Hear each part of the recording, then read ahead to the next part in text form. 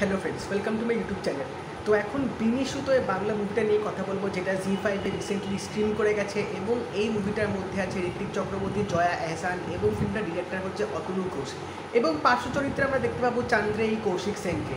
তো ফিল্মটা কীরকম হলো সেটা নিয়ে তোমাদের সাথে কথা বলবো। তো ভিডিওটা কিন্তু অবশ্যই শেষ অবধি দেখবে। তো তোমরা এখনও অবধি যারা অতনু ঘোষের সিনেমা দেখেছো, তার পরিচালনায় যে কটা সিনেমা এখনও অবধি এসছে, তার ফিল্মে কিন্তু বেশ অনেক রকম নতুনত্ব থাকে, starting from the story to the execution. এবং গল্পগুলোকে যেভাবে তিনি রিপ্রেজেন্ট করেন সেগুলো কিন্তু দেখতে বেশ ভালো লাগে।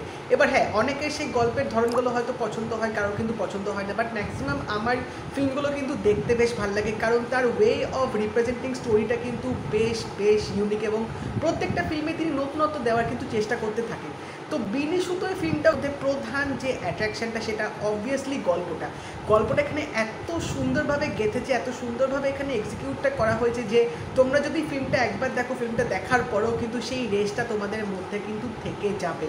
তো গল্পটা যদি একটু করে এখানে বলে দিই, তো আমরা দেখতে পাচ্ছি যে ঋত্বিক চক্রবর্তী এবং জয়া এহসান তারা একটা শোতে যাবে, যে ওখানে দেখাচ্ছে যে জিতলে তোমরা 50 লাখ টাকা পাবে। এবং সেখানে তাদের দুজনের আলাপচারিতা হয়, এবং আলাপচারিতা হওয়ার পর যত গল্পটা এগোচ্ছে আমরা দেখতে পাচ্ছি যে এখানে অনেক রকমের গল্প কিন্তু দেখাচ্ছে। তো ডিফারেন্ট স্টোরিজ কিন্তু এখানে আমরা দেখতে পাবো, কারণ তাদের ডিফারেন্ট ক্যারেক্টারাইজেশনগুলো কিন্তু দেখাবে।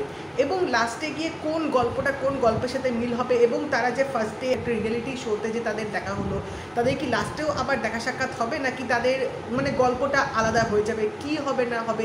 এবং অবভিয়াসলি এতগুলো যে আমরা গল্প দেখতে পাবো, কোন গল্পটা সত্যি তাদের লাইফের সাথে জড়িত আছে সেটা জানতে গেলে অবশ্যই তোমাদের এই বিনি সুতোয় ফিল্মটা দেখতে হবে। এখানে কিছু জিনিস আমার খুব ভালো লেগেছে। ফার্স্ট যেটা নিয়ে কথা বলবো সেটা হচ্ছে ফিল্মটার ক্যামেরা ওয়ার্ক। কিছু দৃশ্য ফিল্মটার মধ্যে কিন্তু বেশ ভালোভাবে ক্যাপচার করা হয়েছে, এবং পুরো ফিল্মটা জুড়ে ক্যামেরার মুভমেন্টগুলো যেভাবে দেখিয়েছে, যেভাবে প্রত্যেকটা ক্যারেক্টারকে ক্যামেরার সামনে ফুটিয়ে তোলা হয়েছে, যেভাবে স্ক্রিনে রিপ্রেজেন্ট করেছে, এবং কিছু শট এত ভালোভাবে নিয়েছে যে ওভারঅল ফিল্ম দেখার এক্সপিরিয়েন্সটা কিন্তু তোমাদের বেশ দারুণ লাগবে। এবং তার সাথে এখানে বলতেই হচ্ছে যে ঋত্বিক চক্রবর্তী, জয়া এহসানের যে ক্যারেক্টারটা, তারা যেভাবে অ্যাক্টিংটা করেছে সত্যি আমার কিন্তু অনবদ্য লেগেছে। এবং মনে হচ্ছে তারা রীতিমতো ন্যাচারাল অ্যাক্টিং করছে, মানে তারা ওই ক্যারেক্টারটাই যেন পোর্ট্রে করছে। আমার বারবার এটাই মনে হচ্ছিল যে তারা হয়তো মানে সত্যি ওই ক্যারেক্টারটাই আছে, এবং সেটাই ওরা পারফর্ম করছে এই ফিল্মটার মধ্যে। তো এত রিয়েলিস্টিক তাদের অ্যাক্টিংটা ছিল। তো এখানে এই ঋত্বিক চক্রবর্তী, জয়া এহসান ছাড়াও বাকি যে কোঅ্যাক্টার্সগুলো আছে, কিছু ছোটো ক্যারেক্টার এখানে দেখিয়েছে, যাদের রোলগুলো কিন্তু বেশ ইম্পর্টেন্ট আমার মনে হয়েছে। কারণ ফিল্মটার মধ্যে তাদের যে ক্যারেক্টারগুলো যেরকম ডিউরেশন দেওয়া হয়েছে, ছোট ডিউরেশন দেওয়া সত্ত্বেও তাদের ইম্পর্টেন্সগুলো কিন্তু ফিল্মটার মধ্যে বেশ ভালোভাবে বোঝা গেছে। যেরকম এখানে বলতে চাই, জয়া এহসান যে একটা টি কোম্পানিতে ম্যানেজিং ডিরেক্টর, তার যে একটা বান্ধবী থাকবে যে 3 বছর ধরে কোম্পানিতে ছিল, তারপর তিনি কোম্পানিটা ছেড়ে দেবে। তো তাদের মধ্যে যে এখানে বন্ডিংটা দেখাচ্ছে। এবং আমরা অন্যদিকে দেখতে পাচ্ছি ঋত্বিক চক্রবর্তীর যে ফ্যামিলি তিনি যেখানে থাকেন, সেই বাড়িতে একটা মেড আছে। তো তারও কিন্তু রোলটা খুবই শর্ট ডিউরেশন, কিন্তু তা সত্ত্বেও কিছু ইম্পর্টেন্স এনে যেভাবে তাদেরকে এখানে রিপ্রেজেন্ট করা হচ্ছে সেগুলো কিন্তু দেখতে বেশ ভালো লাগছিলো। এবং এখানে বলতেই হবে কয়েকটা গান ইউজ করা হয়েছে, যে গানগুলো কিন্তু বেশ ভালো ছিল। এবং অবশ্যই এখানে কৌশিক সেনের একটা ছোট্ট ক্যারেক্টার দেখিয়েছে, যে ক্যারেক্টারটাও কিন্তু জয়া এহসানের মানে গল্পটার সাথে জড়িত আছে। তো তারও কিন্তু অ্যাক্টিংটা আমার বেশ ভালো লেগেছে এখানে বলতে গেলে।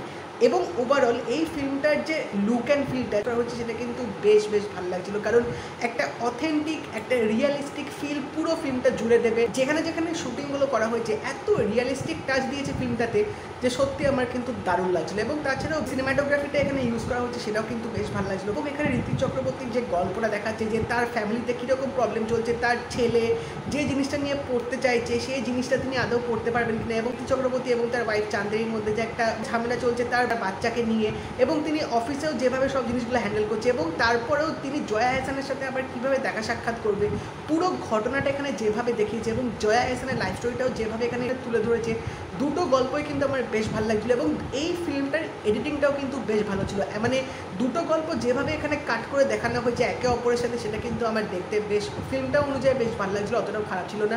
বাট হ্যাঁ, এটুকু বলতে হবে ফিল্মটার স্ক্রিন প্লেটা একটু আমার মনে হয় স্লো ছিল, কারণ গল্পটা যেভাবে আস্তে এগোচ্ছিল, মানে যেরকম এখানে ট্রিটমেন্টটা করা হয়েছে, তোমরা যদি স্লো পেস ফিল্ম পছন্দ না করো তাহলে হয়তো এটা তোমাদের অতটাও ভালো না লাগতে পারে।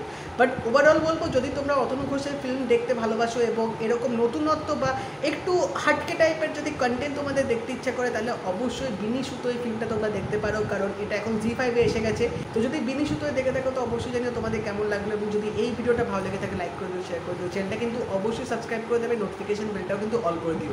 তো দেখা হবে পরের ভিডিওতে। বাই।